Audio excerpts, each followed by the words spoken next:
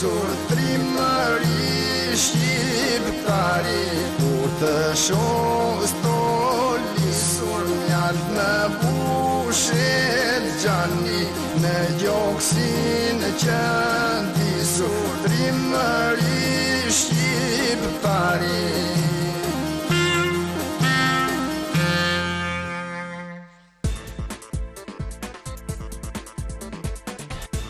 Qyteti im, shtëpia ime, dialog midis nesh, qytetar, biznesmen, bashki. Vizioni ynë për ta parë Fierin nga kuota të larta qytetërimi. Fieri, qendër urbane me prosperitet ekonomik, hapësira turistike, vlera intelektuale.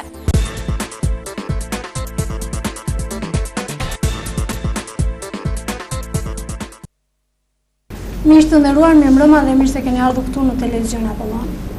Jemi mësuar të flasim nga kjo studio për shumë zhvillime politike, shoqërore dhe ekonomike, por sot jemi mbledhur për një temë tjetër. Përpara se unë të kaloj për të prezantuar të ftuarit e kësaj mbrëmje, dua t'ju ftoj të ndiqni një insert dhe pastaj kthehemi sërish.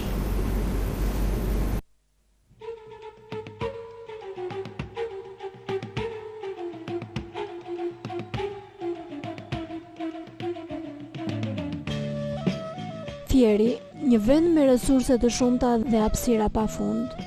Aty ku bashkëtojnë natyrshëm besime të ndryshme fetare, një komunitet i përbër nga musliman të krishterë, ashtu si në çdo vend tjetër të botës së qytetëruar, lejohet sot dhe kësaj dite besimin dhe shërbimin ndaj fesë që beson. Për befas, vetë neve bashkëqytetarë dhe individ që ndihmojmë të zhvillohet shoqëria, duke se na bëjmë përshtypje disa elementë, të cilët jemi mësuar t'i shohim në fytyrën e një gruaje, një veshje që nuk i përshtatet kohës moderne. Çfarë përbëm kjo shami për ne? Çfarë përbëm për institucionet tona? Çfarë përbëm kjo shami për shoqërinë tonë apo për besimtarët tanë?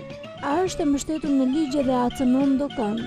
Ashtu sikurse shumë zhvillime të tjera në një vend demokratik, edhe ky problem duket se lë vend për diskutim. Në studio, unë do doja që pa humbur kohë, sepse e bëm dhe parantezën, pra ishte mbajtja një shamie të rendës, më saktë pas një shamie. Do doja që të prezantoja të ftuarit tanë dhe e nisim nga përfaqësuesi i bashkisë, zoti Adrian Kanani. Mirëmbrëma dhe mirë se keni ardhur. Mirëmbrëma. Kemi përfaqësues nga prefektura dhe është zoti Gent Hema. Përshëndetje dhe mirë se keni ardhur. Kemi sërish të ftuar nga drejtoria arsimore rajonale, ai është Mihal Krinçe. Përshëndetje, faleminderit që erdhët. Ndërkohë që kemi të ftuar dhe përfaqësues të besimit islam, ata janë përfaqësues të xhamisë Fier dhe është pikërisht Pullum Bajrami, përshëndetje, Shkëlqim Muçaj dhe Kastriot Durmishi. Në fakt, unë në panel kam dhe të ftuar të tjerë, por le t'i zbulojmë dal nga dal ata. Atëherë do doja pa i vënë gishtin dikujt, do doja që të bashkëbisedonim rreth fenomenit shami, le ta quajmë kështu. Zoti Kanani, përfaqësuesi i bashkisë, përfaqësuesi i një institucioni, si e shikoni një vajzë me shami? Duke parë në këndvështrimin tim personal, nuk kam asnjë lloj paragjykimi, nuk vuaj nga asnjë lloj kompleksi të tillë. Por mendimin tim, feja është e lirë dhe çdo lloj, feja është e lirë dhe gjithë secili mund të besojë dhe mund të veprojë sipas mënyrës së vet, si ndihet vetë ai. Ju faleminderit. Atëherë ta kalojmë fjalën tek zoti Hema. Duke pas parasysh. Flasim si e shikoni ju personalisht. Pastaj të hym, po. Është nga ana personale, duke pas parasysh faktin që vendi jonë është i vend laik pa një fesë zyrtare dhe bazohet në bazën e parimit të respektimit të fesë ose të bashkësisë fetare, jam mendimit që çdo person në përputhje me moshën, me institucionin ku punon, me rregullohet e brendshme në cilat funksionon institucioni për kallë duke pasur parasysh shkollat, duhet të vishet në përputhje me ambientin në cilin ai ndodhet dhe në përputhje me moshën dhe kriteret e tjera. Pra ju jeni pro apo kundër shamis? Unë jam pro asaj ideje që besimi fetar të respektohet në vendet dhe në vende hapësirave në cilat ai mund të ushtrohet. Kurse përse përket shkollës dhe ambjenteve të tjera, ai të mos të veshëm mos marrë. Qartë, le të kalojmë tek përfaqësuesit e xhamisë për t'ia dhënë më pas fjalën përfaqësuesit të drejtorisë arsimore, sepse kemi një material të përgatitur dhe pastaj do ndalemi tek ju zoti Krimçe. Atëherë zoti Bajrami. Ju e mbroni normalisht vënien e shamis. Pse? Cili është motivacioni i vënies së shamis dhe pse e mbroni? Bismillahirrahmanirrahim. Me emrin e Allahut të gjithë mëshiruesit në shpirtplotit. Së pari them që shamia është një obligim fetar, një detyrë për çdo një femër muslimane që ndjen veten muslimane, që thot vetes muslimane, është një obligim fetar, është një detyrë e cila e ka vendosur krijuesi i gjithësisë. Ne tema për të cilën flasë shamia, po se publiku i gjerë këtu, gjithë teleshikuesit nuk e kanë shumë idenë se çfarë shtyn një femër muslimane të vë një shami në kokë. Kush janë ato motive që e shtyn ata. Kështu që do bëj një pa përgatitur kështu që të bëhet një çdo të thotë kjo shami dhe pse e mban një femër muslimane shamin. Çdo njeri që ka një logjik të pastër të mirë arrin në një përfundim se gjithë kjo gjësi e krijuar, të gjitha këto gjëra kanë një krijues. Mirë po ky njeri ku arrin në këtë përfundim që gjësia është e krijuar dhe gjithçka është rreth tij është e krijuar dhe i shërben këtij njeriu. Edhe mendon arrin në përfundimin që ky është i krijuar. Edhe dikush e ka krijuar këtë njeri, se nuk mund të vinte kot spontanisht. Në fjalë, nuk mund të vinte njeriu në këtë tokë se gjithë kjo mrekulli që ka krijuar Zoti i gjithësisë. Mas kësaj ai mendon edhe përfundon aty ku thotë që ka një krijues. Më vonë lind pyetja, për çfarë krijoi krijues këtë njerëz? Për çfarë duhet të shërbejnë këto njerëz? Si duhet ta bëj ky jetën? Si duhet të jetojë? Nuk është as pak e logjikshme që njerëzit mendojnë që Zoti e krijoi edhe e hodhi në tokë dhe nuk i vuri asnjë lloj rregulli, asnjë lloj mënyre të jetuari. Kështu që Zoti plot fuqishëm krijoi njeriu dhe i vendosi atij disa ligje për të jetuar, disa rregulla për të jetuar. Dhe nuk e la atë të kot, të mos ta dinte rrugën se si jetonte. Thotë në Kur'an, Zoti thotë në Kur'an afa hasibtum annama khalaqnakum abathan. Do të them arabisht sepse Kurani është zbritur në gjuhën arabe. Thotë a kujtuat se ne ju krijuam kot, edhe ju tek ne nuk do të ktheheni. Dhe nuk ka asnjë gjë kot. Kështu që Zoti e krijoi njeriu, njeriu e kupton që është i krijuar, por më tutje nuk e di se pse është krijuar, çfarë është përfundimi i këtij njeriu, çfarë duhet të bëjë në këtë botë. Kështu që i zbriti një legjislacion i cili është Kurani, edhe e urdhëroi atë që të ndjek këtë Kur'an, këtë legjislacion. Tu buron nxitja për të vendosur një shami, për të falur, për të lutur dhe gjitha mërat. Këtë do ta kuptojë publiku sepse besoj se publiku i gjerë nuk mund ta kuptojë se si një femër të marrë një shami të bulohet tani, çfarë shtyn atë. Okej, të falenderoj atëherë kalojmë fjalën tek zoti Muçaj. Mendon se që ti je besimtare e devotshme duhet të vendosësh një shami? Bismillahirrahmanirrahim. Në emër të Allahut, mëshiruesit, shërbësit, për sa i përket shamis është një obligim fetar sikur se thave vllai në fundit, por sa do të shtoja nga fjalët e tij, është që çdo njeri për nesh duhet ta kuptojë mjaft mirë, sepse ky Kur'an, i cili zbriti tek ne, në të vërtetë nëse do t'i referohemi atij, dhe më vjen keq domethënë për disa njerëz, të cilët flasin nuk kanë paragjykime, por se paragjykimet ndodhin në të, Kur'ani në tërësi është disa gjëra dhe për tyre është histori të profetëve të kaluar të cilët tregojnë për popujt e mëparshëm, njëkohësisht dhe dënimet e tyre. Kemi në Kur'an urdhra për të cilat Allahu i gjithësisë, i cili e krijoi njeriu, e urdhëron edhe njëkohësisht për disa gjëra, sikurse është shamia në rastin tonë, dhe njëkohësisht kemi ndalesa. Atëherë, duke i referuar këtyre gjërave, këtyre tre gjëra të cilat sapo i ceka, themi që një besimtar musliman apo besimtare është e obliguar plotësisht që të zbatojë me përpikmëri çdo detyrë të cilën Zoti ia ngarkoi atij, dhe njëkohësisht të largohet nga çdo gjë të cilën Zoti ia ndaloi. Atëherë, si mund të themi ne që kjo shami e cila domethënë Zoti e ka obliguar për një vajzë muslimane, të lejohet në disa vende dhe ndalohet në disa vende të tjera? Absolutisht nuk mund ta themi këtë gjë, sepse Islami nuk zbrit, ose Kurani i cili zbritet te ky njerëzim, nuk zbritet për një popull dhe të aneksohej nga një popull tjetër. Nuk zbriti për një kohë dhe të lindë një kohë tjetër, por zbriti për të gjithë njerëzimin. Dhe kjo është njëkohësisht domethënë, unë desha ta cekja, pra një muslimane është e detyruar përderisa ajo ndoqi këtë rrugë, të zbatoj me përpikëri çdo detyrë, pra urdhër në rastin tonë se është urdhër dhe të ndalohet, të frigohet nga çdo gjë të cilën Zoti ja ndaloi asaj. Faleminderit Zoti Durmishi, juve i detyroni vajzat me pak fjalë në vijim dhe të idesë së Zotit Muçaj? Bismillahirrahmanirrahim. Me emrin e Allahut, përshëndesim për shqiptorit. Falenderoj stafin e Apollonit në atë parë për të ka përgatitur për emision dhe gjithë pjesëtarët që marrin pjesë në këtë emision. Në lidhje me pyetjen që bëni ju që ai detyroni vajzat tuaja që të mbulojnë me shami, do të shpresha se ndi kënaqësi personale dhe familjare që jemi besimtar musliman e praktikojmë atë dhe këtë besim nuk e kemi të ushqyer me dhunë, është ndjenjë pa besim. Në Islam dhuna është ndaluar në mënyrë kategorike. Besimi është të ndjerit me shpirt, shprehurit me gojë dhe të veprohet me gjymtyr. Për femrën muslimane është e shkruar në Kur'an, kur femra arrin moshën e pjekurisë, kuptohet mosha e pjekurisë femrës, e ka obligim të mbuloj pjesët auret, do të thënë pjesët fizike që janë provokuese. Kjo veshje që ka femra muslimane është kushtetut dhe mbi ligjin e Allahut s'mund të dalë dot asnjë gjë tjetër. Më falë pak. Ne jemi shoqëri njerëzore, krijesa, dhe mundohemi me gjithë mundësitë që kemi, me gjithë potencialin të krijojmë një ligj, një kushtetut që të na vinë në ndihmë neve për të na rregulluar jetën në të mirën tonë. Mos vallë Allahu që ka zbritur gjitha libra hinor, si Kurani dhe çfarë ka qenë para Kuranit, Bibla e të tjera, pa rregull caktuar i ka. Po, ju falenderoj. Mirë, atëherë thash pak më parë që kemi të ftuar të tjerë. Edhe pse shikoj që operatorët tani zbuluan të ftuarit e tjerë, gjithsesi do doja të prezantoja dy të parët. Ata janë kolegë të mi, është pikërisht Zonjusha Valbona Daci, përshëndetje, faleminderit që erdhët. Është dhe kolegu im, pra punuesi i televizionit Apollon, zoti Buja Rama. Përshëndetje.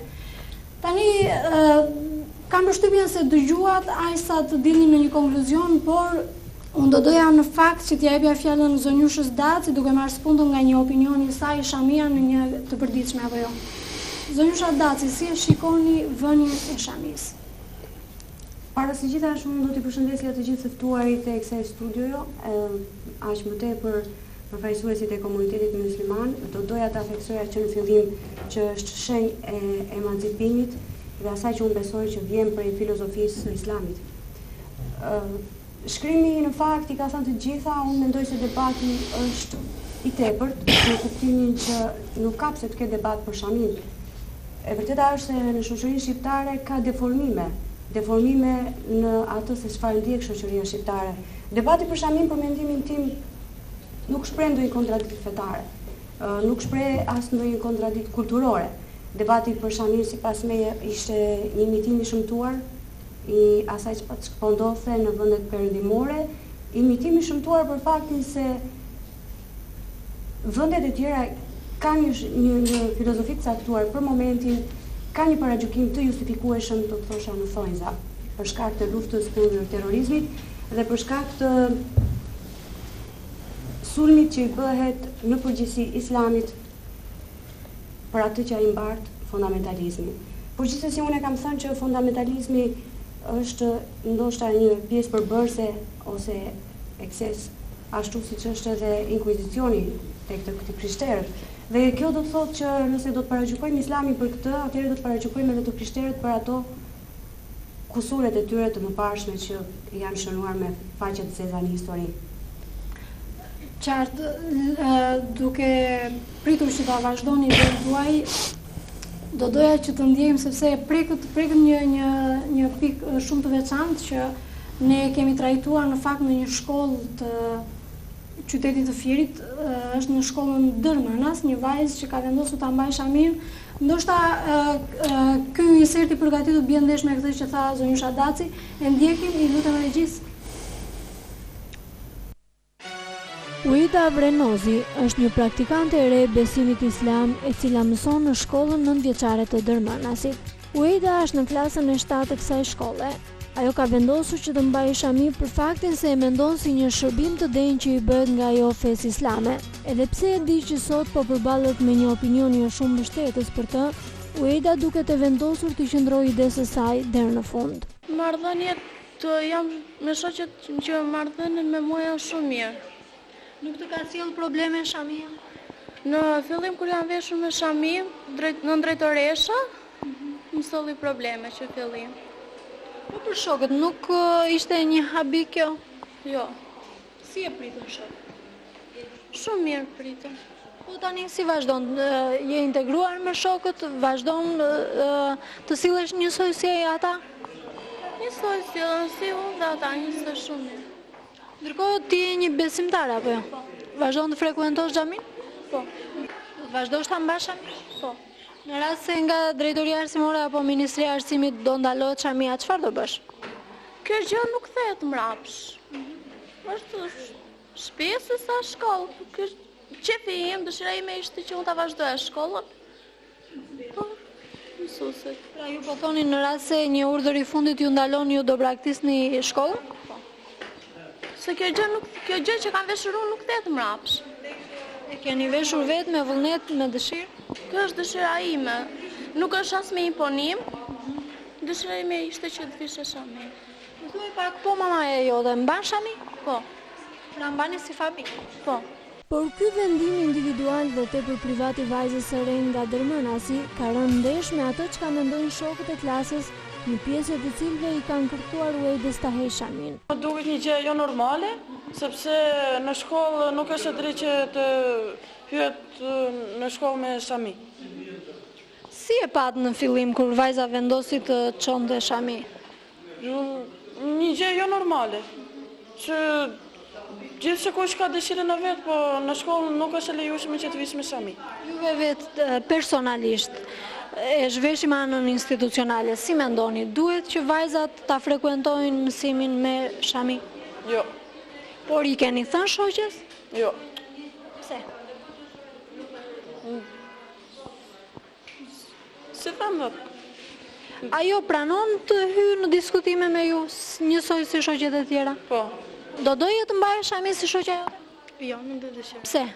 Se di që të sjellë probleme. I ka sjell shoqes probleme? Nuk e di, mbas ajo ka mendimin e saj, nuk ka mendimin tim. Si e keni parë veprimin e saj? Në fillim, kur erdhi ditën e parë shkollës, unë u çudita, e dija që ishte besimtare, po u çudita kur vori Shami. E pash. Po tani të bën më përshtypje? Po. Tani jemi mësuar edhe rrimet. Ky rast vjen vetëm pak kohë pasi një 17 vjeçare nga Bureli nuk u pranua të frekuentonte mësimin për shkak të besimit të saj. Vendimi për pengimin e vajzës erdhi pas shumë komunikimesh mes drejtorisë së shkollës, drejtorisë së arsimit dhe ministrisë së arsimit. Përcaktimi si laik i arsimit shqiptar ishte përgjigja që pengoi Floridën, nxënëse të vitit të tretë në gjimnaz të ndiqte mësimet. E pra jemi kthyer sërish në studio, atëherë zoti Rama, cili ishte impakti që u krijua nga kjo kronikë të ty? Në fakt unë do të ndalesha në atë pyetje që u shtroi për panelin e gjerë përpara në fillim të këtij emisioni. Dhe do të thosha që i bashkojmë mendimit që mbajtja e Shamis, me që kemi përdorur këtë terminologji deri tani, është e drejta e gjithë secilit brenda privatësisë, nëse mund të shprehesha kështu. Por bashkojmë me përfaqësuesin e prefekturës, e cila kjo mbajtje është disi e kufizuar në bazë të vendeve se ku përdoret. Moshës së personit. Është tjetër problem për punën e moshës, po them edhe në bazë të institucionit se ku përfaqësohet. Pra, duhet të respektuar e drejta çdo individi për të bërë zgjedhjen e vet, por jo në çdo institucion duhet që të përfaqësohesh me këtë mënyrë të paraqitur. Ndoshta do të jetë pjesë e mëshme e bisedës. Pikërisht do doja të vilja dhe mendimin e zotit Krimçe si përfaqësues të drejtorisë arsimore rajonale, ju më kote lash pas kronikës së lançuar. Unë përshëndes këtë panel shumë të rëndësishëm dhe iniciativën e televizionit Apollon për një takim të natyrshëm. Dhe do të nisë me thënien time që historia e kombit shqiptar është histori bashkëjetese, e bashkëjetesës krahinore, e bashkëjetesës zakonore, e bashkëjetesës sociale, e bashkëjetesës fetare dhe së fundi e bashkëjetesës politike.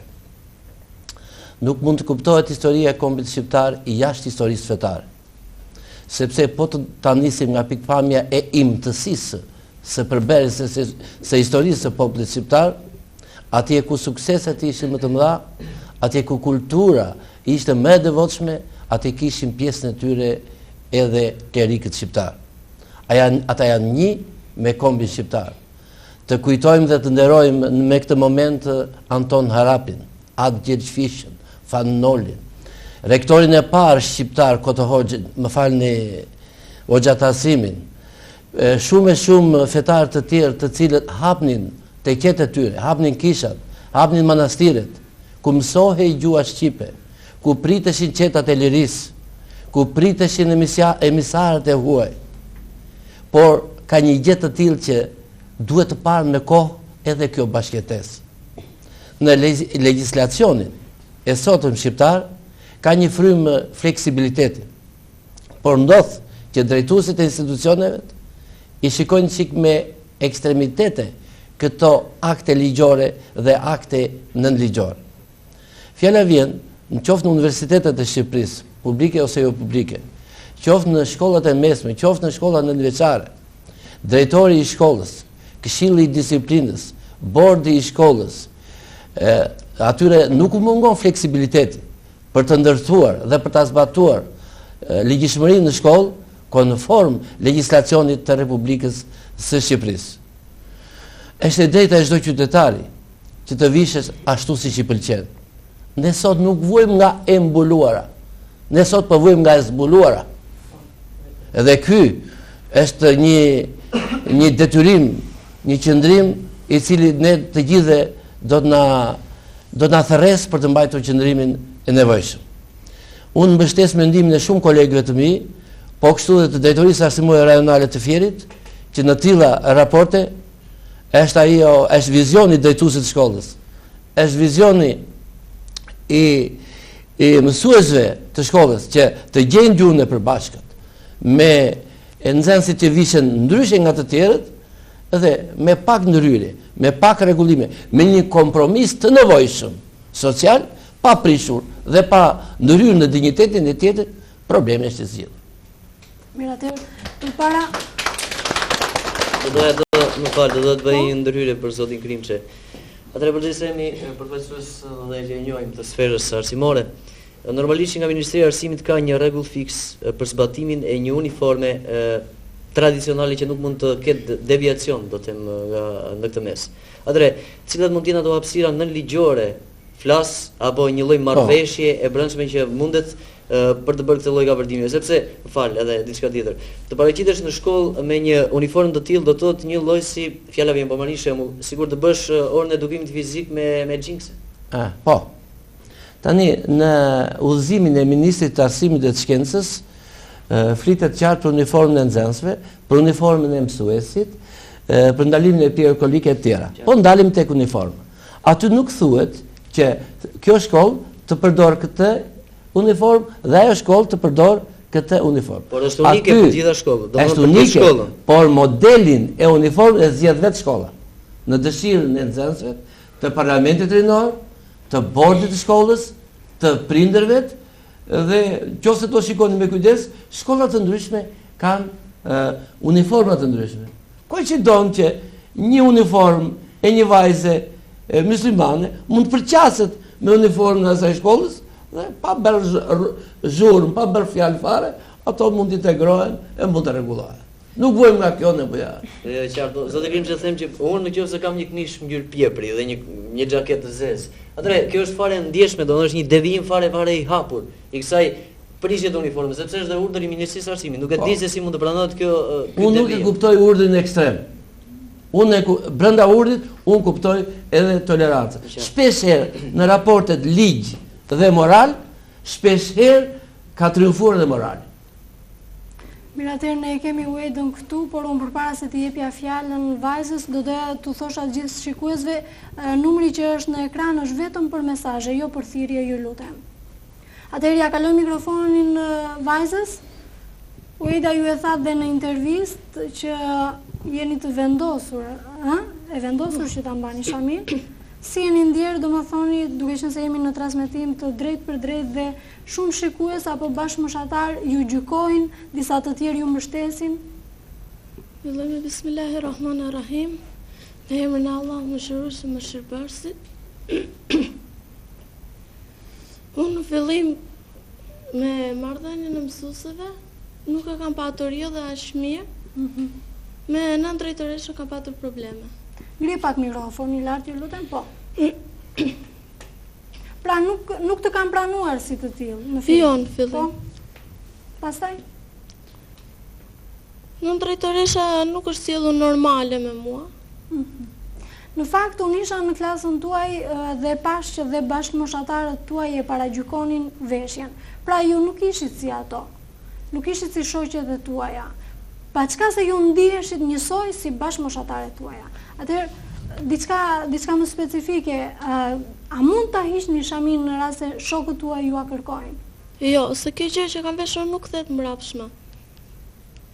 Qartë, zonjusha Daci, do doja ta vazhdoni me atë kur lam? Melinda, po, para se gjithash për të vazhduar atë që lam në mes, para se ju të transmetonit kronikën, por duke bërë edhe një lidhje me atë që thot vajza, sepse është paka shumë e njëjta gjë, është reflektimi i një situate që në fakt nuk bie ndesh me ato që ne tham pak më parë, por që reflekton një realitet më të thellë. Këtu nuk kemi të bëjmë me kontradikta fetare. Unë e thash, nuk kemi të bëjmë, Zoti Krimçi është shembulli më i mirë sepse është ortodoks dhe e fa qartë që nuk ka asgjë kundër shamis. Kjo do të thotë që në shoqërinë shqiptare nuk ka probleme të tilla. Në shoqërinë shqiptare ka probleme emancipimi, ka probleme, do të thoja ndoshta, që lidhen me atë vakum disa vjeçar, 10 vjeçar, ku njerëzit nuk besonin. Ishte një periudhë e cila pothuajse gjysmën e popullsisë e shndroi në ateist, dhe të gjitha këto paragjykime mua më duken personalisht, problemet që ka pasur vajza me nëndrejtoreshën, më duken paragjykime të tilla që vijnë pikërisht për atë që në një shoqëri nuk pranohet ajo që është ndryshe, por paragjykohet. Rasti i veshjes muslimane paragjykohet më tepër nga çdo të paragjykohej diçka tjetër ndryshe, paragjykohet për atë çka reflekton sipas mendësisë atyre që e paragjykojnë, sepse në fakt shamia reflekton diçka shumë fisnike dhe nëse të gjithë do ta kuptonin nuk do ta paragjykojnë. Po. Atëherë unë kam të ftuar dhe 2 përfaqësues të Parlamentit Rinor që normalisht janë më të integruar, më të moderuar dhe nga veshjet, le të themi. Atëherë djali këtu, edhe pse keni dhënë një opinion ditën e sotme për këtë emision, unë sërish do doja ta dëgjoja mendimin tuaj këtu. Përshëndetje, urime për emisionin. Më bëhet vërtet qefi më thënë që në qytetin e Firit debatohet për tema të tilla. Dhe mendoj që si të ri më thënë zonja Daci përmendi që nuk ka probleme në Shqipëri për problemin e mbajtjes të ferexhes apo të simbole të tjera fetare, sepse Shqipëria është shembull më i pastër i një tolerancë fetare. Por, më thënë, është një ide emancipimi dhe ide e kuptimi, më thënë, çfarë simbolizojnë këto simbole ose këto, më thënë, çështje për fetë të caktuara. Dhe mendoj se në shoqërinë shqiptare, më thënë, duhen respektuar disa rregulla.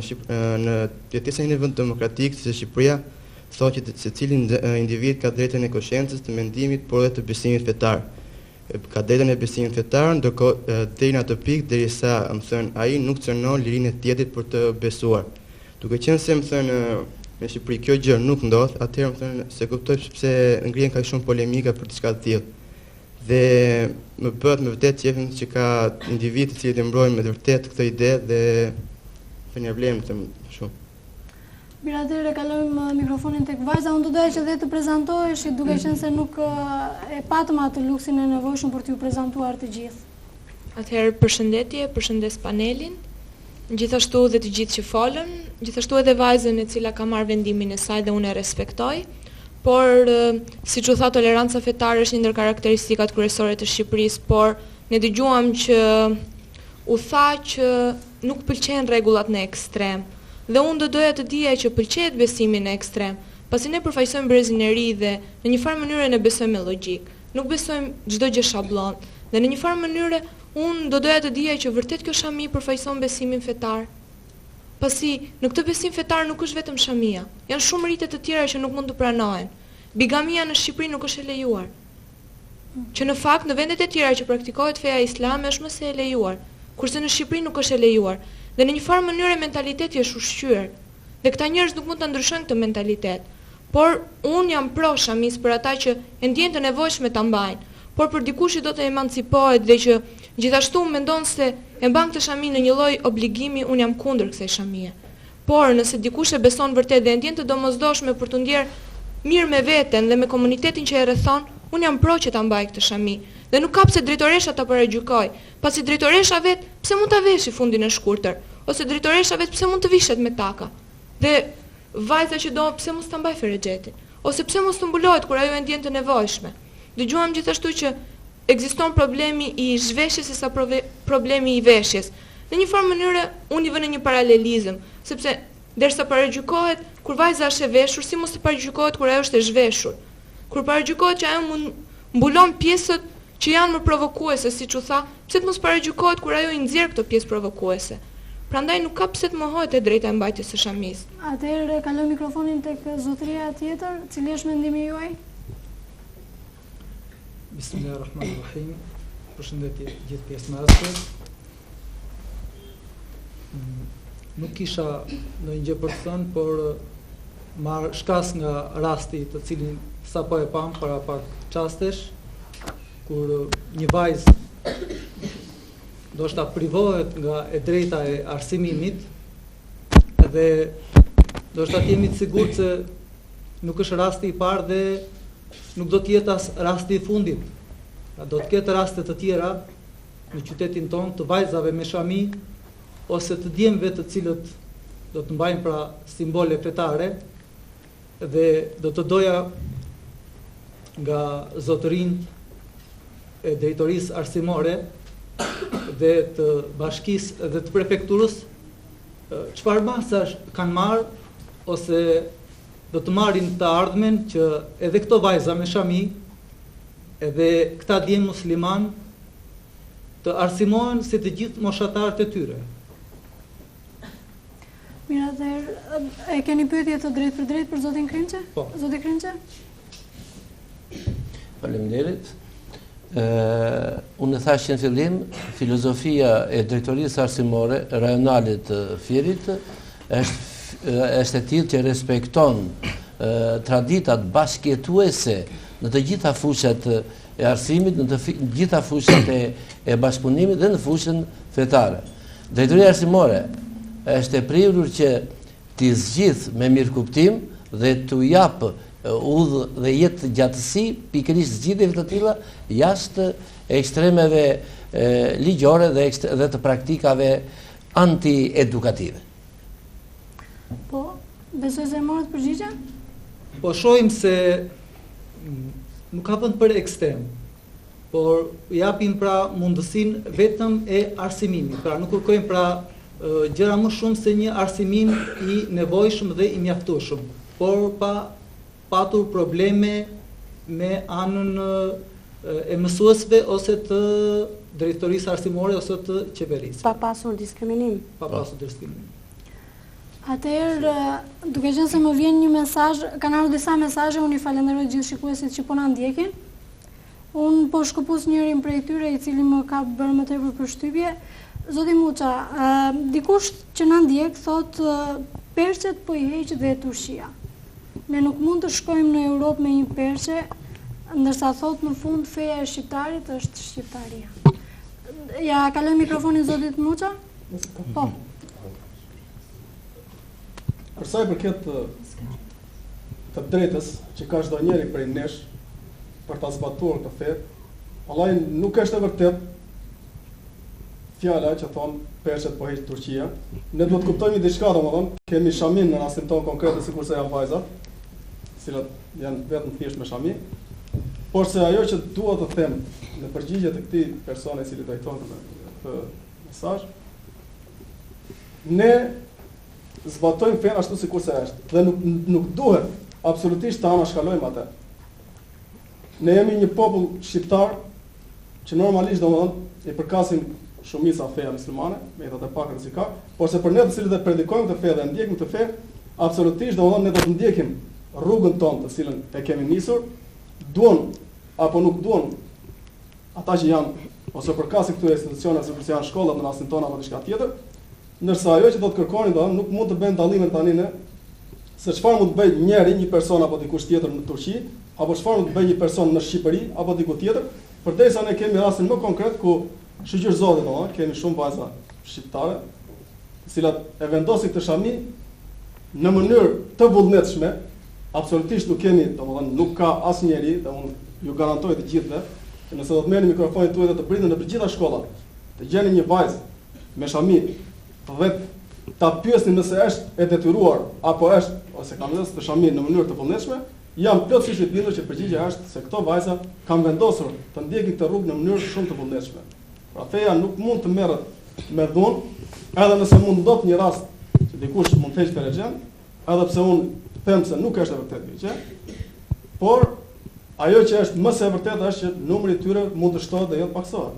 Ndërsa unë do të kërkoja nga të gjithë krerët e institucioneve të gjenin një rrugë me qëllim që vajzat tona, motrat tona të arsimoheshin dhe mos kemi raste të tilla sikurse ndodh në një shkollë, qoftë ajo shtetërore apo private, që vajza detyrohet ndoshta për ta lënë. Unë di shumë raste, jo vetëm kaq, po nuk di të kundërtën që një vajzë të detyrohet për të mbajtur shami, por se di shumë raste të tjera që një vajzë detyrohet për mos ta mbajtur shami. Dhe ajo e mban, duke lënë gjithçka për hir të Zotit. Është një çështje tjetër. Ajo, zoti Krimçe, ka ardhur një pyetje për ju, ju lutem të respektojmë dhe shikuesit që na ndjekin. Atëherë është pyetje për zotin Krimçe. Ju drejtohet juve, mirëmbrëma, nëse ekziston ky lloj fleksibiliteti, atëherë ku qëndron laicizmi në shkollën shqiptare, pasi fasada e këtij nxënësi i jep një mesazh fetar? Po, fleksibiliteti qëndron në anën formale, sepse gjithë struktura programore, gjithë kurikula e shkollës, gjithë përmbajtja e saj është ateiste, është laike. Në asnjë tekst të shkollës tonë nuk ka predikime fetare ose teori fetare. Nga pikpamja e bërthamës, nga pikpamja e përmbajtjes.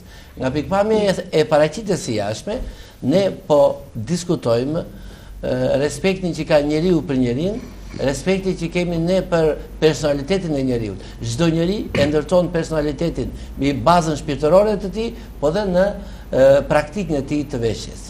Në këtë kuptim ka vende që dhe ka mundësi, ka korridore që ne mund të gjejmë gjuhën e mirëkuptimit. Tu e kisha problemi. Mirë, atëherë një mesazh tjetër thotë që pse mësueset lejohen të mbajnë kryqe apo minifunde.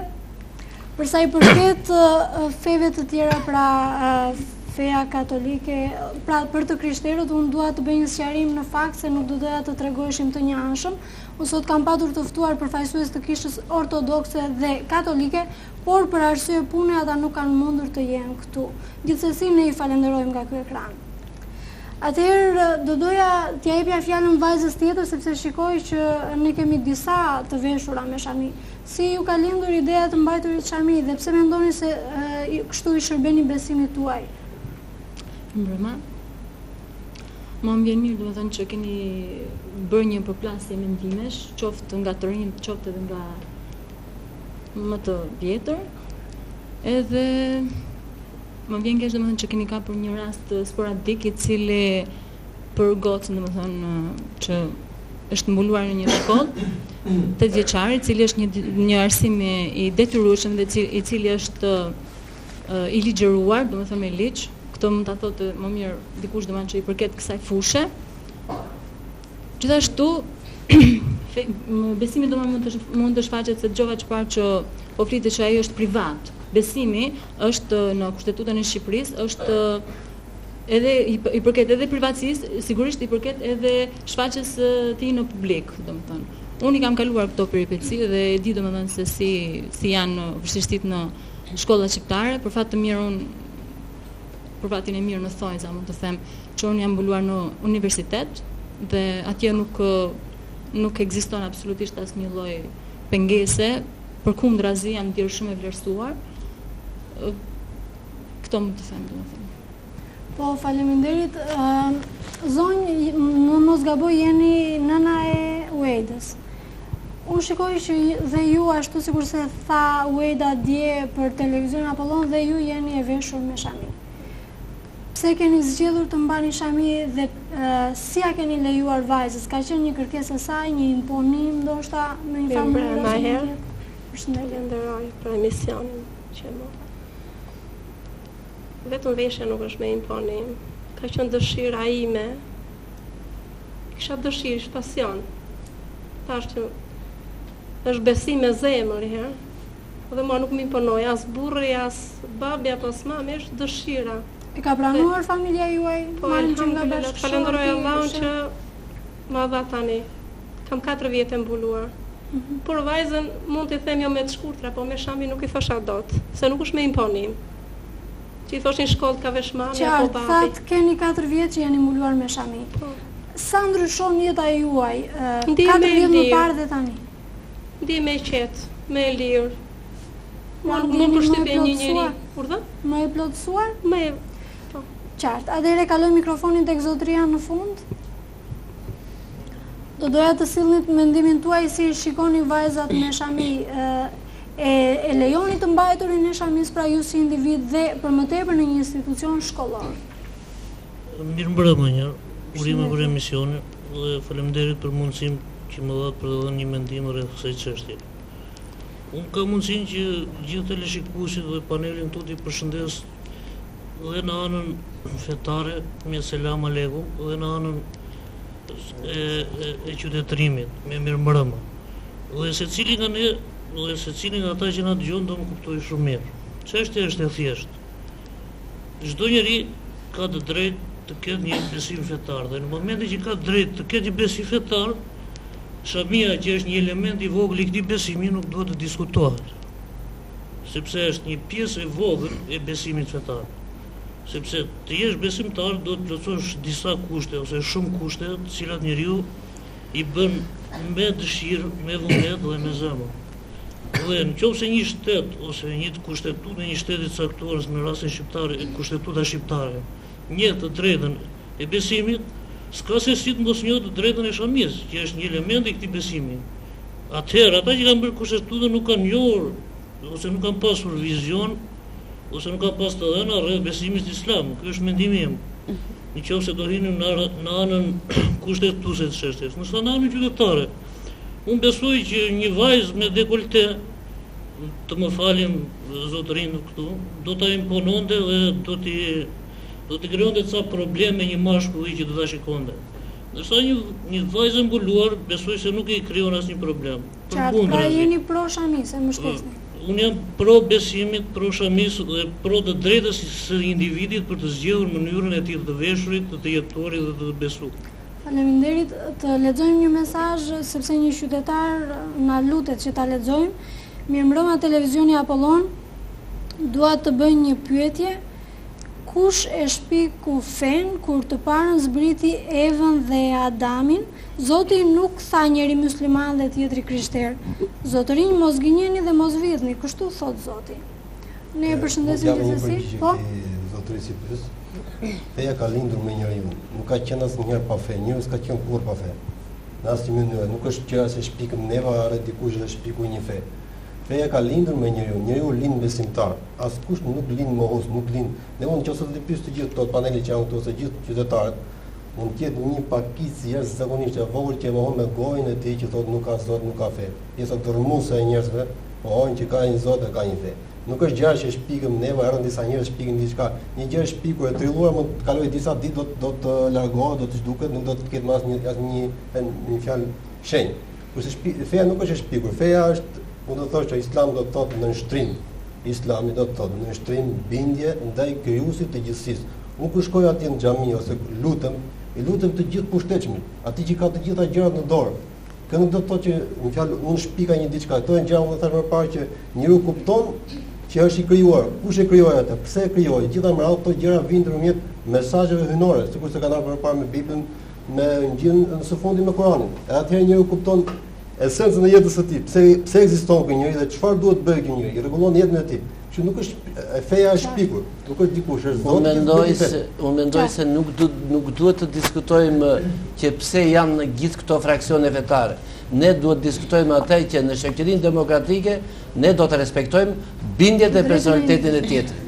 Jo, në fakt doja që ta merrte fjalën dikush nga institucionet shtetërore, sepse një qytetar më thotë jemi shtet laik dhe në drejtoresha e shkollës së vajzës ka shumë të drejtë. Atëherë, zoti Kanani, juve punoni në një institucion tani, nëse çfarë kërkova mendimin tuaj personal dhe sa e mbështes në ju Shamin, unë do doja, a mund të pranoni ju një kolege të veshur me Shamin? Dhe në rast se ju do të drejtonit një institucion, a mund të amenit një punojnëse të tillë? Ekspozimi. Më fal pak, dua që shikuesit jenë të qartë, numri që është në ekran është vetëm për mesazhe, jo për telefonata, ju lutem. Po. Ekspozimi ose reklamimi i çdo lloj simboli, të kujdo fe qoftë, është e përcaktuar në kodin e etikës së institucioneve zyrtare. Në rastin e parë fola në mënyrë personale, për mua po i mshojmë më shumë asaj që pengohet ose para gjykimeve, që e cila për mua ta thash personalisht nuk ekziston. Në sasi institucion kemi një kod etike dhe unë jam kategorik në këtë. Sepse në rast se e kemi atë privilegjin që jemi shumë fe dhe kemi bashkëjetesë të admirueshme, për mua është një gjëra më të mira që ka ky kom. Do të thosha, nuk do të ndihesha mirë, sikur në zyrë të jemi 3 persona të 3 feve të ndryshme, ose të 4 feve, si mund të jetë, shtrirja, edhe të kemi të gjithë secili atë veshin ose simbolet fetare. Një person që do të hyjë në një institucion, do shikoj gjysmëhanën në një vend, kryqin në një vend tjetër, në një qiri të ndezur dhe pastaj vetëm një institucion zyrtar, ky nuk mund të quhet. Dërsa sa për arsimin nuk dua të hyj sepse zotëria është kompetent për këtë, por nuk do të aq tolerant. Gjërat duhen parë ose duhet gjetur një zgjidhje që t'i kënaqë të tërë, por jo duke shkelur kodet. Kodi për mua është ligj. Kodi etikës. Të lutem ta mbaroj, pastaj do rry dhe nuk të paraqitoj. Për mua kodi është ligj. Le ta vëmë veten tonë, me që zonjusha nuk po prisë dot për të folur. Le të hyjë në institucionin tonë, me profesionin që ka, dhe aty të shikoj një vajzë me shami, një vajzë tjetër me një kryq të madh, dikush e veshur murgesh, dhe pastaj le të drejtohet kështu në gjuhën fetare. Për mua nuk do të bënte as pak problem veshja apo simbolet që do të mbante një njeri kudo qoftë ai në institucion publik apo jo. Kjo është tjetër çështje. Ndërsa sa i takon kodit e etikës, unë nuk e di konkretisht ai kodi etikës ju detyron të vishin ndonjë uniform të caktuar, sepse unë nuk e di që në Bashkinë e Firit të vishen me uniforma. Ne po flasim për veshje këtu, nuk po flasim për kod etike. Kod etike në fakt do të thotë një kod etike për mënyrën se si njerëzit duhet të sillen, për mënyrën se si nënpunësit e administratës duhet të sillen me qytetarët, për mënyrën se si duhet i shërbejnë qytetarëve dhe komunitetit. Ky është kodi etikës. Mos flisni për kod etike në kohë që flasim për gjëra të tjera. Në këtë emision, kushdo që ta dëgjoj do të kujtohet. Në këtë emision, Shamia nuk është simbol, Shamia është një detyrim dhe një obligim, tha vajza pak më parë. Është veshje. Simbol është gjysmëhana, gjysmëhana është kryqi. Sigur një gjë tjetër. Ata kanë simbolet me gjërat që në obligimin fetar. Atëherë, është ekspozimi i fesë tuaj me anë të kësaj Shamie? Unë kam përgatitur me kushtetuar që unë demonstroj fen time me praktikën, është me 24 kushtetues thotë që çdo qytetar i Shqipërisë e ka të garantuar fenë e tij të praktikojë atë gjithë amrat. Unë të kam detyrë fetare. Nuk ta ndalova. Pastaj në shtëpinë e parë, unë mendoj se debati është nuk vlen më në lidhje me Shamin. Do të hedh fen mas krash. Unë jam fetar që jam që mëngjes deri në darkë. Qartë sqaron zoti Bajrami nuk është simbol shumë. Jo thjesht për të suportuar juve. Unë jam musliman kur mëngjes edhe kur ndih mëngjes tjetër. Të lutem zoti Ema, fillon. Gjithë unë jam musliman që për sa kohë feja është ndarë nga shteti. Më ne jemi shtet pa fe. Unë nuk po shkoj atje ta bëj atë bashkinë Zoti Bajrami. Ja, ju lutem të flasim me radhë. Në zgaboj. Ju pak më parë thatë që besimi është në nështrim, ndaj krijuesit të vëjë. Por më duket se me këtë mënyrë se si kërkoni për t'ju imponuar institucioneve, duket sigurisht pak sa imponuese. Atëherë ne nuk po flasim dhe nuk ju privojmë nga drejta kërkënd, askush nuk besoj se flet për të neguar besimin e tjerë dhe për të mos e respektuar besimin e tjerë. Por flasim për mënyrën e paraqitjes nëpër institucione. Tani përdesa në një institucion nuk ekziston një rregull i tillë, një përthyrje asaj uniforme që ne vësemi, më fal kolege. Pra, përdesa nuk ekziston një rregull i tillë, do të bëhet një miksturë, ashtu siç e tha dhe përfaqësuesi i bashkisë, që nuk do të di se ku do të përplasesh dhe do të ngatrosh vallaj, po përdor këtë term. Nëse je në dyert e një institucioni apo do të jesh në dyert e institucioneve fetare. Pra, ajo që duhet diskutuar nuk është problemi që përbën problem shamia apo jo. Duhet mbajtur shamia apo jo. E thash edhe pak më parë, pas ka se më kontestua nga vajza atje. Pra, është çështje privatësie. Jo për ta publikuar dhe për ta përdorur në çdo lloj vendi, sepse më fal për të përfunduar. Atëherë nuk mund të kemi një devijim. Edhe unë nëse mund dua të shkojnë në mësim me pantallona të shkurtra dhe me pantofla, është një debat që e kam diskutuar pak më parë. Si do duket? Do duket normale kjo gjë? Për është një lloj reklamimi, po them, bashkojmë me përfaqësuesin e bashkisë i një simboli. Pashka se thonë nuk është simbol. Unë shpreha qartë, nuk është simbol, është detyrim. Atëre, ju do të kërkoni që të ketë një rrugë të ndërmjetme që të mos u privohet e drejta arsimimit këtyre vajzave që kanë këtë simbol, edhe të krijoni institucione të posaçme që të jetë edhe po jap një ide, një hipotezë, që të ketë programim që zhvillohet në shkollën e mesme të përgjithshme sot. Por që ti kërkoni shtetin me forcë, edhe domethënë brenda bineve tuaja, që duhet ta pranoj këtë vajzë që vjen me verexhe, është absurde sepse Ministri i Arsimit ka një urdhë dhe këtu nuk bën pjesë as toleranca që tha pak më parë zoti Krimçe. Zoti Bajrami të lutem, zoti Bajrami. Folët pak më parë do flasim me zoti Krimçe. Do ta perifrazoj me dy fjali. Ligjërisht të gjitha programet e shkollës son janë laike, janë shkencore, janë ateiste. Pra, me ligj dhe të tilla ne i ruajmë dhe i pasurojmë në vazhdimsi. Problemi po diskutohet vetëm për uniformën. Nga pikpamja ligjore në drejtoresha ka shumë të drejtë. Edhe unë po të isha drejtor shkolle, kështu do veproj. Ju zoti Krimçe jeni përfaqësuesi i drejtorisë arsimore.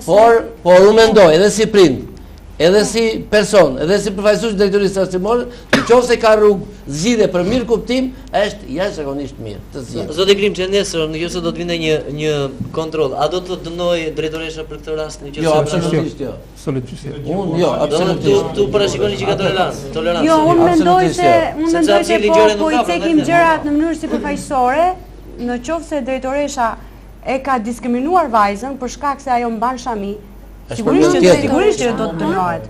Sepse në qoftë se ajo ka shkelur, në qoftë se vajza ka shkelur rregullorin e shkollës, shumë mirë të përjashtohet nga shkolla, por të vazhdoj të mësoj, të vazhdoj të arsimohet nën diskriminim, kjo është shkelje të drejtave të njeriut. Jam dakord. Nuk lejo diskriminim, është shumë e drejtë. Të lutem mund të plotësoj diçka në këtë mes, nëse do më jepet fjala.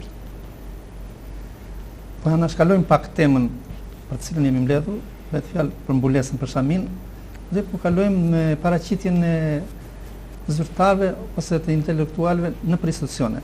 Meqense kam fatin e mirë që përfaqësoj dhe një institucion ku punoj, ndihem shumë komod aty ku i respektuar në maksimum, i vlerësuar nga kolegët dhe nuk ndihem asnjë lloj shqetësimi pse unë jam praktikant i besimit islam.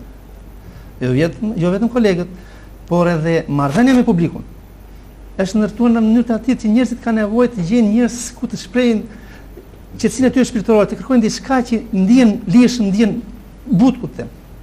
Se shikojnë që të shkosh në shumë vende gjen një arrogancë dhe një prepotencë të jashtëzakonshme, së përfill fare.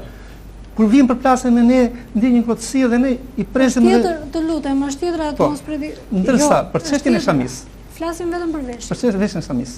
Më duket se jo vetëm atje në shkollë po e diskriminojnë këtë vajzë, por edhe drejtimin që i po merr këtu në studio po e rëndojmë atë vajzë.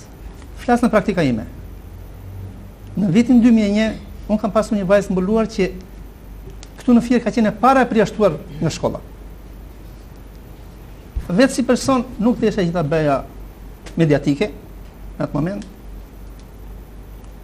Kam luftuar me gjitha forcat personale, duke trokitur në përtyer e shtetit, duke njohur legjislacionin shqiptar, që ka hapësira ligjore dhe vokum, që këto vajza ta vazhdojnë shkollën të arsimohen pas një problem. Fjala laicitet do të japë kuptimin që ka. Laicitet do të thotë që shkolla nuk më përsipër që tyja të japi program mësimor fetar për besimin që ke. Laicitet do të thotë që zhveshë shkolla në programin fetar. Laicitetin e shkollës mos ta ngatrojmë me veshjen dhe besimin që prezantojnë kushdo qytetar.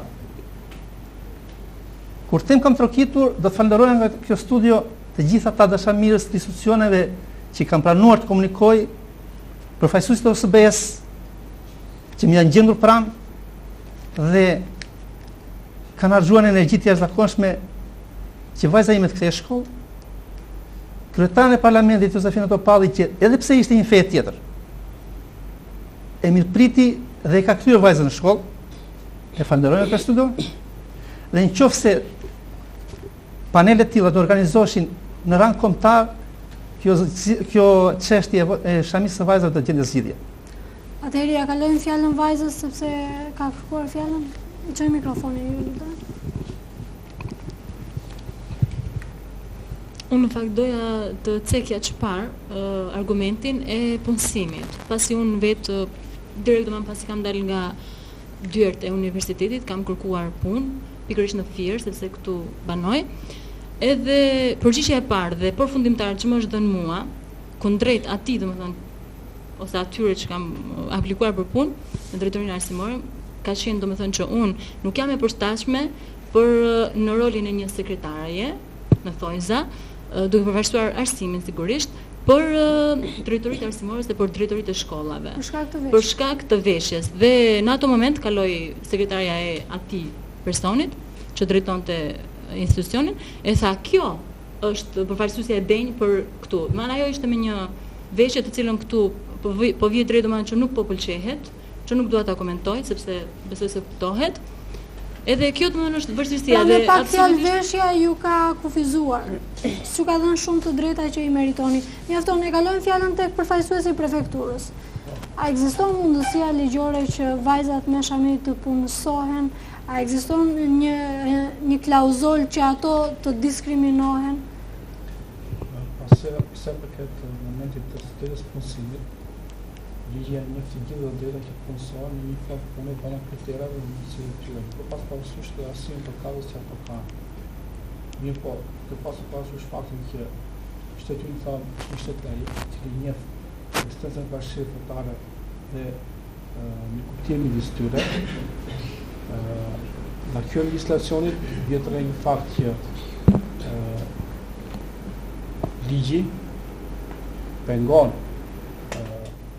qenien prezent të personave me veshje të veçanta, siç është rasti konkret i kësaj vajze, në institucione që me karakter gjithë përfshirë, siç është prefektura, bashkia, çdo institucion. Po, dhe institucione të tjera, dhe pas parasysh këtu edhe shkolla. Të lutem, cili ligj? Më shuaj kurreshtë se unë nuk e di. Kushtetuta. Cili leni kushtetutës lutem? Unë do të lutem, shiko. Të paktën këtu kam një pjesë të kushtetutës. Ma bëj havall që po të ndryj në pjesë. Po të referohemi në 24, urdhë lexoje. Për shkurt. Një liria ndërgjegjës dhe fesë është e garantuar, secili nuk kam një mikrofon, një mikrofon. Liria ndërgjegjës dhe fesë është e garantuar, 2 secili është i lirë të zgjedhë ose ndryshoj fen ose bindjet, si dhe të shfaqet edhe individualisht ose kolektivisht në publik ose në jetën private nëpërmjet kultit, arsimimit, praktikave ose kryesëriteve. Është radha juaj për ta bërë replikën. Të lutem, më argumenton. Atëherë zoti Hela. Mikrofonin.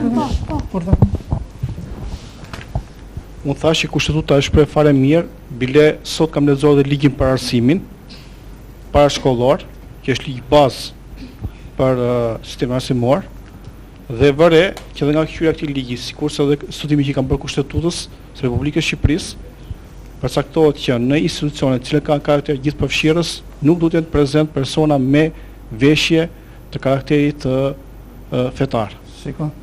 Më vjen keq kjo nuk privon të drejtën e personave, kjo nuk privon të drejtën e personave që këta të ushtrojnë drejtën e tyre të besimit, po ta ushtrojnë drejtën e besimit në ambiente dhe brenda hapësirës. Më vjen keq të replikojmë. Kushtetuta është shprehur qartë, lutem. Kjo është ideja dhe interpretimi që lutem. Nuk vetëm fjalë tani për Shamin. Ktu po kalojmë në legjislacionin bazë të një shteti, që është kushtetuta. Dhe po të hidhemi tash atje, nuk ka asnjë germ ose pikë të kushtetutës që të shprehi penalitete që për punësimin e cili do besimi për institucione. Asnjë gërm. Shprehimisht nuk ndalohet në kushtetutë. Ndërsa pra arsimimin që thoni juve, po t'jap nenin 57 kushtetutës thotë, kushdo ka të drejtën arsimimit. Arsimimi mesëm i përgjithshëm publik është i hapur për të gjithë. Nuk thotë asnjë gjë.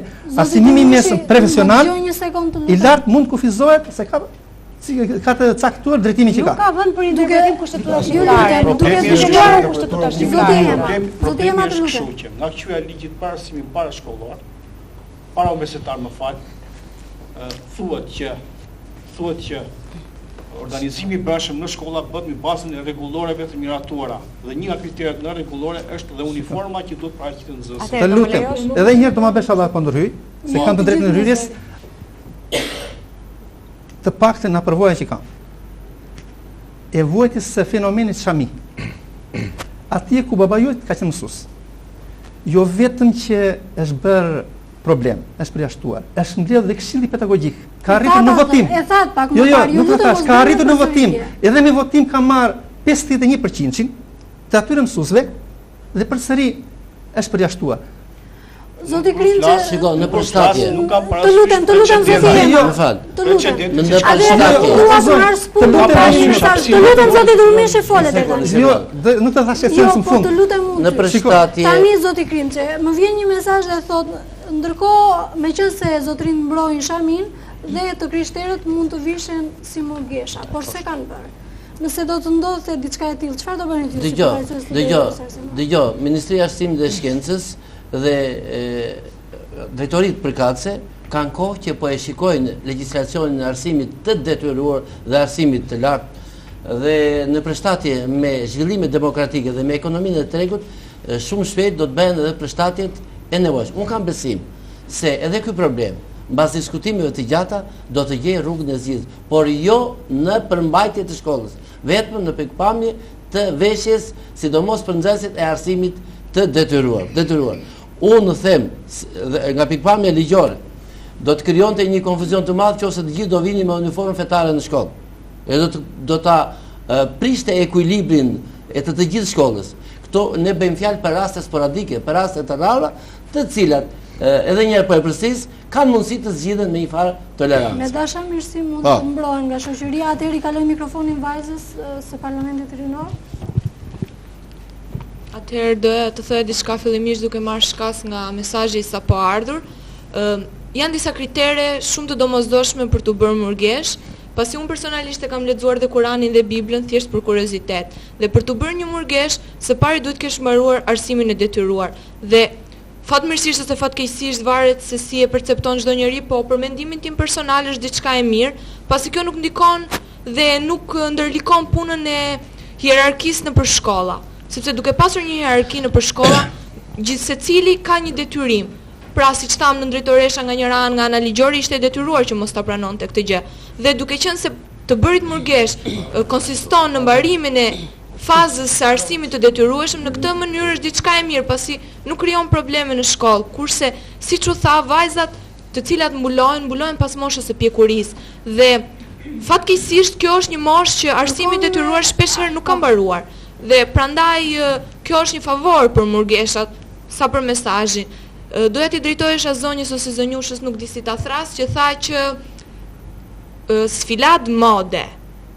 Më fal, vetëm mendojeni, nuk dua asnjë përgjigje nga ju, nëse ju do të ishit e mbuluar, do të ishit këtu ku jeni sot? Do të prezantonit ose do të bëni të njëjtën punë që bëni sot? Kjo nuk është e rëndësishme fare, është e rëndësishme, është e rëndësishme pasi vajzave është e rëndësishme pasi vajzave i humbe drejta e disa mundësive. Ndoshta do të isha në pozitat e vajzave që janë aty. Vajza nuk ka mundur, ka mbaruar një arsim përkatës dhe nuk ka mundur të marrë punën që meriton, që mund ta meritojë më shumë se sa ajo që e ka. Ti po thua atë që po them unë, që problemet këtu nuk janë thjesht e shamia, problemet janë shumë herë më të thella se kaq. Po atëherë pse problemet në shoqërinë shqiptare janë? Lutem se dhe mikrofonin nuk e ke. Unë e kuptoj që ju e lidhni me shtetin, por në një farë mënyrë privaci ka edhe më të larta se sa zëvendësha. Më falni, jemi në një moment që po shikohet dhe shumë shpejt edhe këto përplasje do të gjejnë zgjidhje. Po ndërkohë më shqetëson edhe diçka tjetër fakt. E supozojmë për ju kërkoj ndjes. E supozojmë për një moment caktuar, zoti Krimçi sërish do doja që të dialogonin bashkë. Shumë vajza syresh thjesht për mod. për ta provuar një herë, do të përdorin veshje të tilla të tipit murgesh. Atëherë, ç'do të ndodhte nëpër shkolla? Sepse ju përmendet vetëm raste sporadike. Por nuk mundet që nesër t'u aprivoni dot rend dikujt tjetër që mund të vishet, sepse nuk mund të përcaktojnë dot një numër të limituar. Atëherë ç'do të ndodhte sikur nesër të kishim të 100 vajza të kësaj shkolle të ishin të veshur kësaj. Po, bujar, është një shqetësim që në qarqe të ndryshme po diskutohet vazhdimisht dhe meqense ka marrë një farë intensiteti, ka marrë dhe rrugën për të zgjedhur. Do t'jepet një zgjidhje ligjore në tarmë, sepse ka akoma klauzula me bëshleqe në dispozitat normative që janë me sistemin e mbarshëm arsimor. Para 2 vjetësh kam parasysh që Ministri i Kulturës Osni ka hequr hijabin në Egjipt. Ju lutem, ka shumë probleme në dispozitat normative që zhvillimet e sosme nuk i përgjigjen. Problemi i vetëm në Shqipëri, të paktën nga aspekti ligjor, unë me shumë konsiderat e dëgjova juristin e prefekturës, por ju harruat diçka, ju harruat që aktet në ligjore, ligjet dhe gjithçka që buron mbas kësaj vinë dhe fillojnë nga kushtetuta. Që do të thotë, problemi është se nëse ka pasur rregullore shkolle që ndalon vajzat në uniform, do të thotë që ajo rregullore bie ndesh me kushtetutën, që do të thotë është nul. Gjithçka që bie ndesh me kushtetutën, çdo ligj, çdo akt nënligjor që bie ndesh me kushtetutën, ndoshta edhe jo në pamje të parë, por nga një interpretim i ndryshëm, po bie ndesh me kushtetutën, nëse ka shprehimisht një ligj që thotë vajzat me shami. Këtë shprehje që Shqipëria është vend laik, nuk ka fe zyrtare. Dhe nuk lejohet proklamimi i këtyre domethënë elementeve propagandistik fetar. Kjo është nga fesë që s'ka lidhje fare. Shteti laik me të drejtën e besimit nuk ka lidhje fare me këtë. Veshje në shkollat janë të lishme. Nëse ka një ligj, unë po të them prapë, nëse ka një ligj që shprehimisht ndalon në mënyrë absolute. Dhe veçanërisht institucioni gjithë po fshirë se njerëzit do të kenë një po më cito ligjin, pra më cito nenin që ta ndalon shprehimisht të gruar. E kaloj pak mikrofonin te institucioni. Do të ilustroja diçka. Po të ilustroja diçka. Ju jeni juristë, ju duhet të luftojë, ju duhet të flisni me ne për katës edhe me ligjin për katës. Në përmetimin tim, për sa kohë që shprehon këtë formë në kushtetutë, nuk ka hapësirë ligjore. Të vazhdoj edhe pak, Marina, të vazhdoj edhe një sekond. Zotëria pak më parë atje në cep tha që kështu i bie që ata që bën kushtetutën të mos e kenë ditur ose të mos e njohin fenë islame. Jo, nuk është rastësi. Nuk është rastësi që në kushtetutën shqiptare garantohet liria e besimit. Të gjithë ata që e kanë lexuar ose e kanë studiuar e dinë që nuk është rastësi. Nuk është bërë a priori kushtetuta dhe liria e besimit nuk është garantuar a priori që të dalim ne sot dhe të themi që shiko, mos duhet ta shikojmë kushtetutën që të heqim gratë nga vajzat me shami nga shkolla? Jo vetëm kaq, zonë ndërmë fal. Të lutem, të japim fjalën. Do të japim fjalën dhe aty, nuk jam shumë. Disa herë ka kërkuar fjalën dhe e kemi dhënë. Ma bëj hallall dhe këtë dhe nuk do të shqetësoj. Jam detyrimisht hallall i kërkohet. Përderisa neve jemi shtet demokratik, aderojmë në konventa ndërkombëtare. Kemi firmosur Kartën e të Drejtave të Njerëzit. Mbartim detyrime si shtet për të drejtat dhe liritë e njeriut. Dhe për këto shteti sanksionohet dhe penalizohet. Po ta ilustroj me shembull, Gazeta e sotshme ka një vajzë në Britaninë e Madhe, e cila është përjashtuar nga shkolla për shkak të shamisë dhe pasi ka fituar apelin atij, është rikthyer përsëri në shkollë. Po një police, sepse nga ana ligjore në shtet më demokratik, në Danimarkë, e veshur me shami mban dhe uniformën e policisë së shtetit Danimarkës. Në administratën më të re të presidentit Obama, këshilltari e Obamës, këshilltari në administratën e fut atje, përsëri e përfaqësuar shamia islame. Çfarë mund të flasim më neve tani për çmimin që i bëhet? Ju jeni përfaqësues të komunitetit musliman. Unë, Melinda, nuk flas këtu si besimtare. Fakti që unë e mbroj idenë që vajzat dhe gratë me shami nuk kanë pse të përjashtohen nga jeta shoqërore, këtë nuk e bëj në emër të besimit tim, është tjetër gjë besimi im. Këtë e bëj në emër të asaj çka mua më imponon, ajo që kam studiuar dhe ajo që kam lexuar. Që do të thotë, mbrojtja që i bëhet shamis në këtë rast bëhet më shumë në aspektin ligjor, që do të thotë nuk mund të ndalohet ligjërisht vajza muslimane të vishet me shami. Po, ne po mbroj personalitetin e njeriut, jo uniformën. Mbrojtja që unë personalisht i bëj në këtë rast nuk ka lidhje me besimin tim, sepse mund të ishte dy anshme, por në rastin konkret, ashtu si thot zotëria, nëse do t'i hyjmë ligjërisht interpretimit të faktit që për ne po flasim dhe po debatojmë, atëherë del që kemi të bëjmë me shkelje të drejtave të njeriut, të drejtat themelore të parashikuara në kushtetut. Qartë, zonja Lori të erdhi fjalla më në fund. Mbrëma, faleminderit për ftesën, urime për emisionin, po dëgjoj që po diskutohet për mbajtjen e Shamis. Mikrofonin të lutem. Urime për emisionin. Po. Faleminderit për ftesën. Po diskutoj që po bëhet një debat veçaj fort për mbajtjen e Shamis, nëse duhet të mbahet apo jo. Atëherë me që jetojmë në një shtet demokratik, ku kemi edhe bashkëjetesë shumë të mirë fetare, them se duhet të respektojmë. Nëse një person është musliman, duhet të respektojmë besimin e tij dhe të gjitha pikat që përmbush ai besim. Një ndër këto pika për të qenë një besimtar musliman i plotësuar ose një femër muslimane është edhe vënia e Shamis. Atëherë unë si qytetare them se, do të thënë kësaj shoqërie, këtyre zyrave, institucioneve, mendimi im personal them se e keqja mund t'i vi nga një vajzë e veshur në mënyrë ekstravagante, sesa nga një vajzë e mbuluar. Një vajzë e veshur ekstravagante, zonja, po zonjush që mund t'jetë në për institucione, pritet shumë mirë, kurse një vajzë e veshur me veshjen muslimane nuk pranohet për punë, dhe pse mund t'jetë shumë e aftë, se sa ata që punojnë për ato institucione. Në për këto institucione të këtij shteti, punojnë plot njerëz të paaftë, që s'kan as fe, dhe ndalohen të punojnë ata njerëz që janë të aftë, por se kanë shamin. Do të thënë në rastin e vajzave dhe në rastin e meshkujve, nëse janë me mjekër, ata gjykohen, domethënë se quhen thjesht terrorista, çfarë mund t'i quash, domethënë thonë që do shkojmë tek ta çunat me mjekër ose kështu.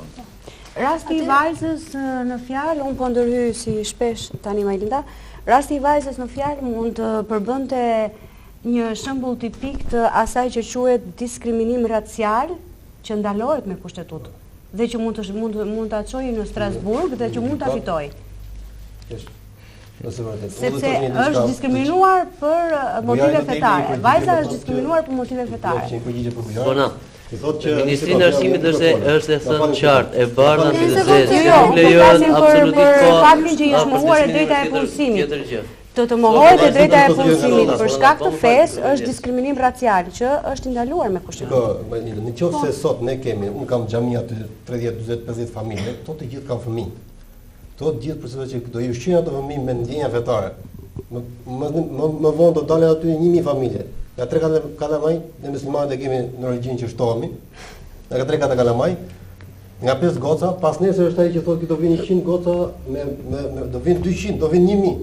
Nuk ka asnjë lloj. Atëherë do të bëjnë shumicën dhe nuk do ketë shumë problem. Atëherë ky shtet, kjo qeveri, ky vend, e ka një kushtetut që i mbron, edhe ti do të zbatosh kushtetutin, ne do të zbatojmë, do të kemi drejtë të zgjidhë ky problem. Atëherë le ta vazhdoj idenë tuaj zoti Krimçe, si përfaqësuesi drejtorisë arsimore. Nuk mendoni se nëse Zoti Barami, sipas mendimit tuaj është më se normale, unë jam dakord, sipas mendimit tuaj është më se normale dhe ju ndoshta atë doni sepse atë po mbroni atë tezë sot. Por nuk besoj se është normale për pjesën e gjerë të auditorit dhe për se është normalitet, domethënë një shkollë qënë si ka publika apo jo publike, e arsimi 9 vjeçar apo të mesëm me të gjitha vajzat me shami. Se nuk është normale ku këtë më garanton kushtetuta. Pra, sepse kjo qëndron tek ajo që unë thash pak më parë, juve thonë që është në shtrim, por ju po kërkoni ti mbaroni një. Bujar, kush problemi me shamin? Se unë nuk e kuptoj vërtet. Kush problemi me shamin? Në qoftë se marrim atë që thua ti, atë panoram të së ardhmes, sepse kjo vërgon është një element i pasyrimit të besimit, elementi i pasyrimit dhe e reklamon të këto tjerë. Në fillim ti fola për uniformën. Një veshje. Ja që e ke me besimin, pra ja që parashikon besimin dhe jo nuk shetohesh për uniformën e shkollës. Unë dhe ju, në këtë rast më tregon asnjë gjë. Është një thjesht, domethënë një veshje, do ta quaj, asnjëse neutrale. Ndërsa kushdo që shkon një vajzë të tillë. Është një veshje neutrale sot, por para 200 vjetësh do ishte e pa konceptuar. Ndërsa kjo ka qenë një trajtshme gjatë gjithë kohës. Pra një vajzë është veshje një femër të tillë e di që nuk keni besimi. Nuk thot dikush pse bujari pas ka veshur një xhaketë të tillë dhe ky ka një besim. Atëherë ti po pranon që ti e ke me besimin dhe ti paragjykon besimin, nuk e ke shqetësimin nuk është uniforma. Jo, tani sa po e pohove. Po pra le të shkojnë nëpër rrugë. Ti nuk ke problem se do të prishet uniforma shkollës, por ke hallë. Se të reklamohen elementet që kanë të bëjnë me besimin fetare nëpër institucione publike apo jo publike. Ja që paragjykon besimin. Sepse kjo është imponuese vërtet. Është një lloj reklame më vonë. Po nuk themi reklamë. Edhe kishin qaf reklamash, po nuk e ndalon njëri. Jo, në fakt, musliman, pse kalove hap një pemë. Mi bëra një pyetje zotit Krinçë dhe askush nuk e di. Po flasim për prezencën në institucione. Dhe madje për mendimin tim nëse duhet mendimi im, domethënë nëse unë do të isha dakord që edhe nëpër universitete të vendosin uniformë fikse. Domethënë do mos kishte asnjë lloj devijimi. Po atëherë pse ke frikë ti thua tani që nuk frikë, nuk është frikë. Nuk është kanë qartë, zotit Krinçë. Më fal. Edhe ja nuk është. Meqense flasim, veshja nuk është mundje ngjitse që të ngjiti ty të bëri ti musliman me pahin, nëse ti nuk do të bëhesh. Unë flas për devijime dhe për një lloj degradimi. Unë them kështu. Ja lënë zotit Krinçë. Unë them këtë. Ju lutem, nëse doni që të diskutoni këto 15 vjetët e fundit, reforma arsimore ka sjellë risi dhe programime nga më të ndryshmet, nga më interesante. Në fushën e legjislacionit jemi më mbrapa. Të tilla ngerçe, patjetër që krijojnë përplasje. Dhe përplasja këtu nuk është në thelb, nuk është në përballje, se përballja nuk ka që ndryshon laicizmin e shkollës tonë. Nuk është as në ligj. Problemi këtu tash po përplasim është në uniform, është në mentalitet. Ne e kemi diskutuar dhe po diskutojmë që shumë shpejt edhe kjo çështje e uniformës do të gjejë zgjidhje në legjislacionin që po përgatitet. Në fakt, çfarë kisha pak peng që nëse mbaron emisioni do më mbetej sërish peng. Duke qenë se zoti Rama tha që pas një viti ose pas 3 vjetësh mund të bëhen 200, nëse sot është një UEDA mund të bëhen shumë. A nuk ekziston një mundësi e tillë që të ketë një institucion shkollor engas për besimtarët? Jo, do krijon për mendimin tim do krijon të diferenca. Ti veçosh. Por ky shqetësim i zotit Bujar do të gjejë zgjidhje në përmirësimin që po i bëhet legjislacion. Dhe që së shpejti do miratohet në parlament. Pra që nuk do ketë bariera sipas mendimit? Do ketë një zgjidhje për këtë problem. Me siguri. Detyrimisht s'do ketë bariera. Urdhë. Merë mikrofonin, të lutem. Unë të bëj pyetje zotë Grimçë, se drejtorisë e arsimit, a ka të drejtë një drejtoresh ose në drejtoresha dhe disa mësues të tjerë, a ka të drejtë që nuk e veshin uniformë, a ka të drejtë nxënësit ta veshin uniformën? Vetëm këtë pyetje do të bëj. Uniforma e shkollës. Po, në bazë rregullore dhe udhëzimit të ministrit, të gjithë nxënësit dhe mësuesit, bile është ngulur këmbë fort që mësuesit me paraqitje civile ekstreme të pezullohen dhe nga puna. Dhe të gjithë mësuesit duhet të vishen me uniformën, qoftë me gryksën e bardhë, qoftë me uniformën tjetër. Edhe nxënësit e tjerë. Po këto janë mangësi, të cilat ne po përballemi me to dhe po diskutojmë. Dhe pikërisht edhe ky diskutim i vlen zgjidhjes dhe të këtij problemi në ta. Unë kam besim se shumë shpejt në Shqipëri do gjej zgjidhje ky problem. Qartë, zoti Muçaj. Unë kisha një diçka domethënë për sa i përket fjalës së tha gazetari. Vallai më vjen keq domosë si ky nuk ka mundësi të dallojë ndërmjet edukimit dhe detyrimit. Vallai unë them domosë me të gjitha kompetencat e mia se ne si familje muslimane normalisht do të edukojmë fëmijët tanë për këtë fe. Dhe absolutisht detyrim jo. Ndërsa ky tani po më ngatron detyrimin, thotë detyrohen. Po është e vërtetë. Nëse ne sot po hasim me një rast të vetëm në Ndërmellas, ose me një rast tjetër diku lart, për disa vite, për shumë pak vite, numri do të shtohet, por se jo të detyruar. Por normalisht këta janë të edukuar. Unë do ta edukoj fëmijën tim sipas kësaj feje. Normalisht do të arrijë saqë me shpresën e Zotit kjo vajza ime apo e vllajt ton apo dikujt tjetër të vishet me këtë veshje. Por unë do të drejtoja një pyetje për institucionet. Çfarë do të ndodhte ose cili është qëllimi i kësaj shkolle që po zhvillohet? Cili është qëllimi final i saj? Është që këta nxënës janë nxënës në shkollat 8-vjeçare apo 9-vjeçare sot, apo student, qëllimi i tyre është të dalin me rezultate sa më të mira.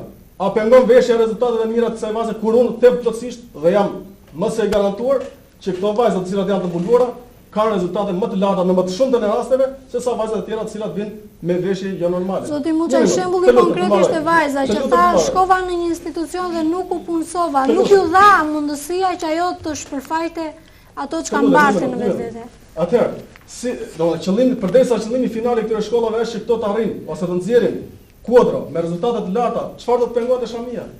Dhe absolutisht unë them domosdoshmë që nuk është kjo shami simbol sikurse do nuk mund ta krahasojmë shamin me një kryq apo me gjysmën, por se kjo shami është detyrë dhe nuk mund të themi tani që është një person një lloj që vjen me gjysmën, ne nuk kemi shoqërzor dhe asnjë prej nesh nuk bën gjysmën apo diçka e tillë, sepse nuk është një lloj domosdoshmë simbol, por se shamia është një detyrë që çdo njeri prej nesh domosdoshmë duhet i edukoj fëmijët e tij për këtë. Atëherë, çfarë do të ndodhë me këto institucione? Nëse nesër pas nesër do të hasim me qindra vajza të veshura të tilla, a do të flakën këto nga shkolla? Rrugë zgjidhja është një. Ose do të krijohen institucione të pavarura për këto, për familjet muslimane gjëra që nuk mund, nuk është për ne nuk e kërkojmë absolutisht. Ose do të lejohet, do të bëhet legjitime kjo që çdo vajzë të jetë e veshur Nuk po flasim për të ardhmen, sepse tha zoti Krim që pak më parë. Kjo realisht është legjitime. Kushtetuta e mbron dhe sot një vajzë e veshur me shamin ndihet keq. Dhe unë absolutisht domethënë nuk mund dhe përjashtoj ndihet keq nga mentaliteti i ndërshërshëm. Ja japim pak fjalën zotit Kanani. Edhe dy fjalë kam. Pra unë domethënë në mënyrë kategorike e hedh faktin poshtë që nëse ka një rregullore të brendshme të këtyre shkollave, kjo rregullore e brendshme absolutisht nuk duhet bjerë ndesh dhe nuk duhet dalë në kundërshtim me kushtetutën. Kushtetuta ta garanton. Atë ti çfarë po bën me këtë?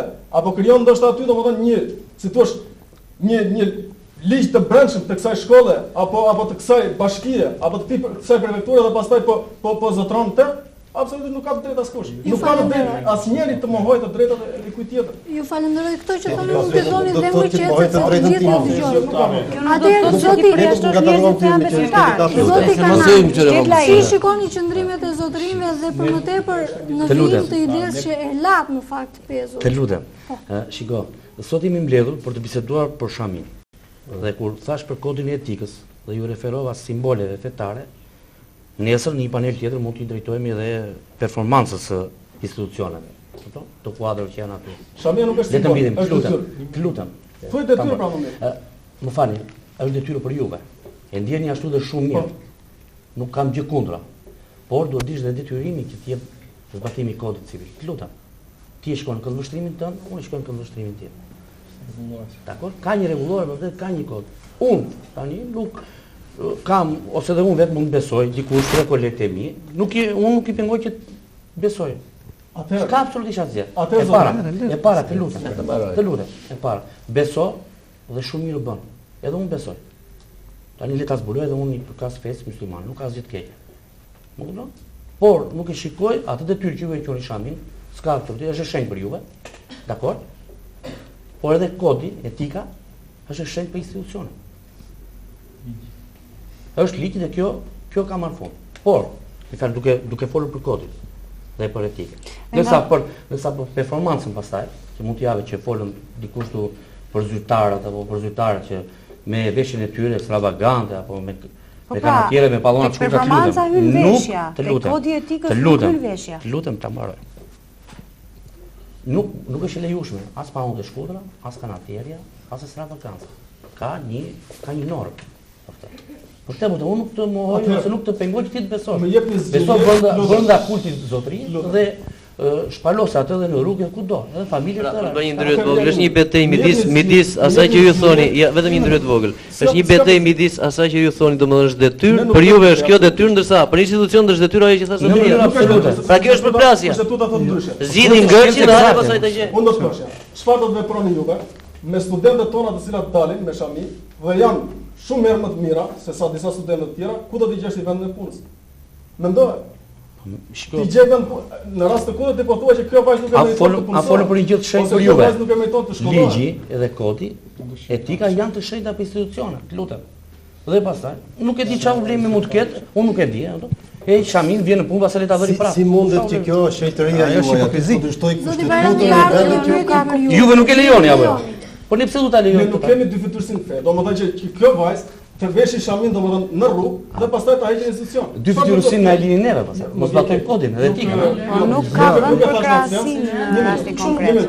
Nuk e thash në atë sens, por se e them në këtë që nëse kjo vajzë e ka vendosur sikurse vajza këtu për të vënë shami, nuk ka mundësi që kjo ta heqë në prefekturë apo në bashki dhe ta vendosë atë në rrugë. Çfarë kuptimi do të kishte nëse kjo do të bëjë? Tani unë që se njoh këtë e shpreh në këtë mënyrë.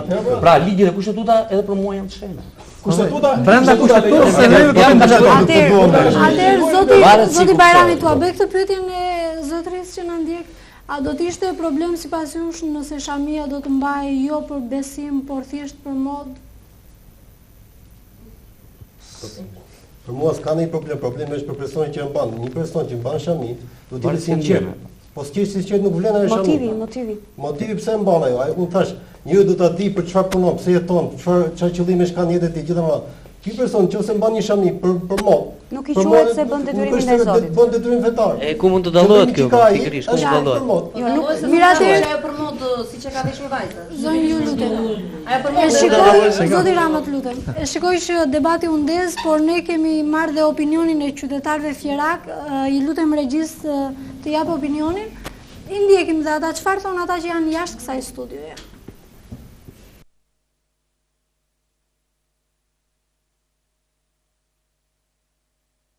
Nuk mendoj se duhet të lejohen. Pse? Është më mirë që të shfaqim veten tonë, nuk duhet ta mbrojmë veten nga të tjerët. Duhet jemi të shfaqur në shoqëri. Shkolla? Po. Jo, unë lejohet. Pse? Pse? Po. Nëse me frymën vjetën, do të me ferëçe me shumë kish shkollën. Nuk lejohet shkolla. Nuk do lejohet. Ndoshta duhet të lejosh sepse është një drejtë e tyre për të shprehur atë çka ata mendojnë në fenë e tyre apo idetë të ndryshme, dhe është një drejtë e tyre për mendimin tim. Paragjykojnë këto femra që rrinë me shami? Femrat thënë që rrinë me shami paragjykojnë shumë dhe është më shumë fjala për femrat që praktikojnë idenë muslimane. Dhe është pak a shumë problem për veten e tyre, thënë po edhe për shoqërinë sepse e shikojnë si diçka negative. Për mendimin tim jo. Pse? Po sepse s'është kulturë. Shkolla ka rregulla, ka çfarë të tjetrën. Duhet të ketë gjithmonë rregull, se pas pati rregull kalojmë në anarshi, pastaj kalojmë në gjëra të tjera. Kështu që rregulli për mua është diçka. Shkolla të ketë uniformën e saj. Asgjë tjetër. Besoj se është zgjidhja e tyre, edhe pse jo. Është një zgjidhje që bëjmë për jetën, ndërsa jetojnë në Shqipëri, do të leja. Ja njerëz si gjithë të tjerë, në fundit duhet të respektojmë zgjedhjet e tyre personale për jetën që kanë, për mendimet që kanë. Besoj se po do të leja. Si shkollat e mesme dhe universitetet. Ajo shkolla duhet të jetë një për të gjithë të bashkë, nuk duhet që është oferi gjeja, kaq fetaret më dhaja janë këto. Unë them që nuk bën, është gabim i madh që të vejnë ajo atje me fere gje. Për mendimin tim nuk ka problem, në ajo zgjedhja e tyre, nuk duhet të ketë domethënë një ligj që të ndaloj. Mendoj se nuk ka asnjë problem domethënë për gocat e tjera apo nuk besoj se ndikojnë te të tjerat. E pra jemi kthyer sërish në studio, siç e pam nga opinionet e qytetarëve, kishte pro, kishte dhe kundër. Duke qenë se dhe minutazhi i emisionit ka kaluar tashmë nga minutazhi i përjavshëm që ne kemi në dispozicion, unë i kërkoj ndjes regjis, doja që për ta mbyllur dhe këtë panel të zgjeruar të mbrëmjes së sotme, një mesazh për të gjithë ata që na ndjekin. Pra të flasim me radhë që t'japim dhe një mesazh tek shikuesit tanë. Unë ju kërkoj ndjes atyre që nuk ka mundur t'ju lexoj dot mesazhet, gjithsesi jemi mundur të përzgjedhim disa. Atëherë fillojmë me radhë që të mos krijojmë probleme, nisim nga bashkia sërish për ta mbyllur emisionin, dy fjalë shkurt. Pro apo kundër shamis? Unë jam kundër mbajtjes së shamis në për institucione. I kam shuar gjatë gjithë emisionit kësaj ide dhe do t'i qëndroj deri në fund për zbatimin dhe për mos shkeljen e etikës zyrtare. Qartë, zoti jam. Pritë një ditë që jam dhe unë si përfestuesi për këtë punës. Për mendimin tim e thash dhe më sipër, ka kohë të rishikohen dispozita normative për sa i përket vetëm paraqitjes jashtme. Qartë. Mesazhi flasim për normalisht jam pro shamis, nuk diskutohet, po i bëj e thjesht gjithë të drejtorëve të shkollës, institucioneve që zbatojnë kushtetutën e vendit, edhe kjo problem është i zgjidhur. Një mesazh tjetër që do doja që njerëzit të kthehen Zotit. Jo, do ta lëm një atë, ju lutem të mos bëjmë. Atëherë, unë kërkoj të zbatohet kushtetuta dhe jo etikat që mund të vendosin këta. Kushtetuta është mjaft e qartë dhe ne nuk kemi pse të futemi, vallai është shumë e tepër domethënë që ne po zgjatem në këtë problem, përdesë kushtetuta ne kemi përballë, lexohet, është mjaft e qartë, ne absolutisht nuk mund të pranojmë domethënë që një vajzë e tillë të përjashtohet Domethënë ne do ndjekim të gjitha rrugët ligjore normalisht, nuk kemi asnjë gjë domethënë kundër asaj, përveç rrugëve ligjore, por se këta duhet të kuptojnë mjaft mirë që nëse sot hasim me një problem, nesër pastaj do të hasim me 30 apo 300 apo ndoshta edhe më tepër se kaq, prandaj kërkohet një zgjidhje e këtij problemi. Zoti Durmushi, shkurt ju lutem. Po. Jam pro përfaqësimit të femrave në nivele shkollore të ndryshme, sipas zgjedhjes tyre me shani. Bashkohem edhe me parafolsin Krimçe që shoqëria duhet përgatitet për pranimin e këtij jo fenomeni, por për hapjen e islamit në Shqipëri në masat të tilla që ka në nivel ashtu që shoqëria duhet ka një vakum bosh dhe duhet ta plotësojë këtë. Qartë jeni pro mbajtjes së shamis, atëherë kalojmë mikrofonin tek vajza. Një mikrofon, kush është më afër? Me që kisha mikrofonin ta përfundoj, domethënë në fakt doja që juve t'ju lja po, mund ta. Përsa i përket kohës së tashme, do të bashkoj me dy përfaqësuesit e pushtetit vendor dhe qëndroni njerësh. Për kohën e tashme jam absolutisht kundër. Por ndërkohë do bashkojmë me zotin Krimçe për kohën e ardhme që të gjendet një aftësi ligjore. Këtë shumë vështirë zotin Krimçe ta gjejë. Ju lutem. Atëherë për vendimin tim Zoti Krimçe të lutem e tham fjalën. Atëherë unë prita që zotërinj të përfaqësojnë institucionet të na shprehin qartë dhe juridikisht interpretimin e kushtetutës, jo opinionin e tyre personal. Unë arritëm në konkluzionin se ata s'mund ta interpretojnë dot kushtetutën shqiptare. Unë jam pro dhe vetëm pro shamis. Atëherë kaloj mikrofonin tek zotëria tjetër. Nuk duam të them rregullat e institucioneve, por duam mundësi për vajzat muslimane të cilat studiojnë dhe duan të punësojnë dhe jo diskriminim për shkak të veshjes. Qartë, vajza? Jam absolutisht pro shkollimit të vajzave pavarësisht zgjedhjes së tyre dhe gjithashtu vlerësimit të aftësive tyre individuale, por jam kundër përdorimit të këtyre detyrimeve fetare në për institucionet publike dhe kryesisht ato shtetërore, duke qenë se në një farë mënyre ato janë të ndaluara me ligj. Por doja të shtoja edhe diçka tjetër, që këto vajza në momentin që ato zgjedhin ose marrin vendimin për të mbuluar, duhet të parashikojnë të gjitha pasojat, pasi kanë fakte mjaft të qarta se çfarë mund të ndodhi. Dhe ndonjëherë njeriu zgjedh jo vetëm me besim, por dhe me logjik. Faleminderit. Zon, jam pro e shamis. Patjetër që pro dhe Ueda besoj se atëherë do të vazhdosh ta mbash shamin. Po, patjetër. Unë doja të thosha diçka që tek shkolla jonë të ketë një uniform, nëse tha zoti Krimçe, të ketë një uniform në atë shkollë dhe mos ndalohen vajzat me shamin. Pra të ketë uniform për të gjithë. Për të gjithë. Juve do t'i bashkoheshit kësaj uniforme? Unë shamin e mbaj. E mora përgjigjen djali këtu? Unë jam kundër fetës së shamis, sepse jetoj në vitin 2009 dhe një femër ka nevojë të emancipohet. Kjo emancipim, më thënë, është thjesht i ndaluar nga paragjykimet që mund t'jap, sepse më thënë të mbash një simbol, mund ta quajmë ose një detyrim, siç thanë zotërinë, nuk mendoj se të sillet shumë të mirë për vetë individin, por dhe vetë shoqërinë, sepse më thënë jemi një shoqëri shumë paragjykuese, por jep një shkallë për shumë polemika të ndryshme me vetë individin, më thënë, duke parë vetëm si ndoshta jo të paaftë sepse ai nuk pranohet, por dhe në raport me shoqërinë sepse mund të dallohet ndryshe, kur ne jemi të gjithë barabartë, thënë jetojmë në shoqëri demokratike, ku cilësitë e çdo individit zbatohen në bazë të një meritokracie. Kjo është e gjitha. Qartë, vajza? Unë dua të them dhe ta sqaroj për të rinjt në veçanti që feja muslimane dhe islami në përgjithësi është bindje me zemër, është logjikim me mendje dhe veprim me vepra, domethënë.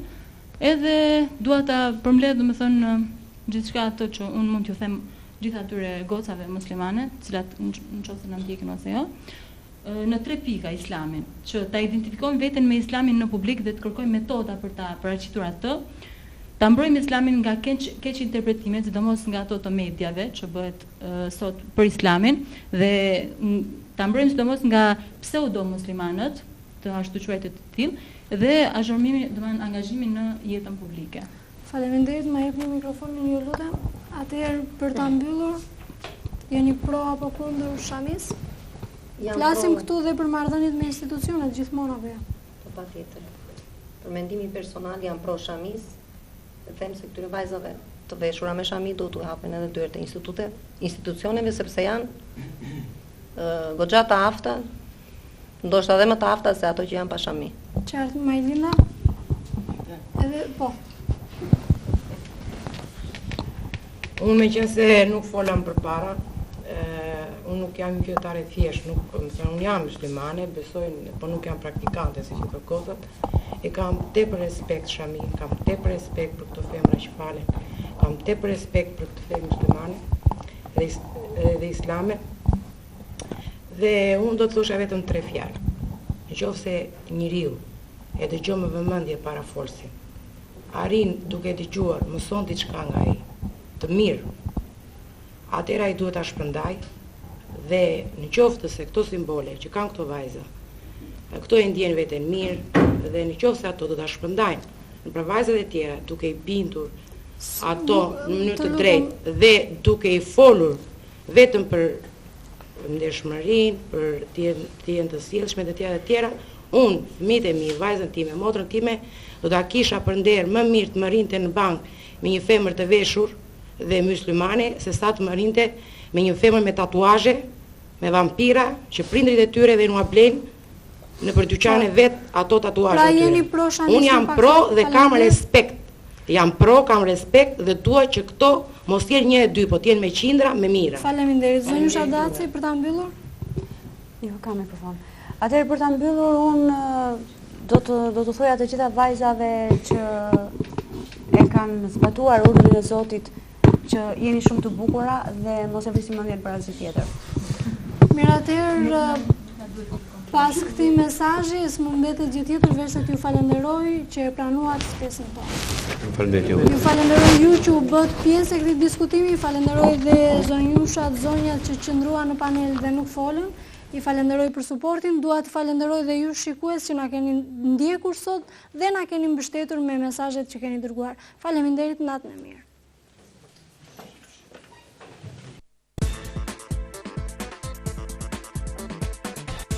Qyteti im, shtëpia ime, dialog midis nesh, qytetar, biznesmen, bashki. Vizioni ynë për ta parë Fierin nga kuota të larta qytetërimi. Fieri, qendër urbane me prosperitet ekonomik, hapësira turistike, vlera intelektuale.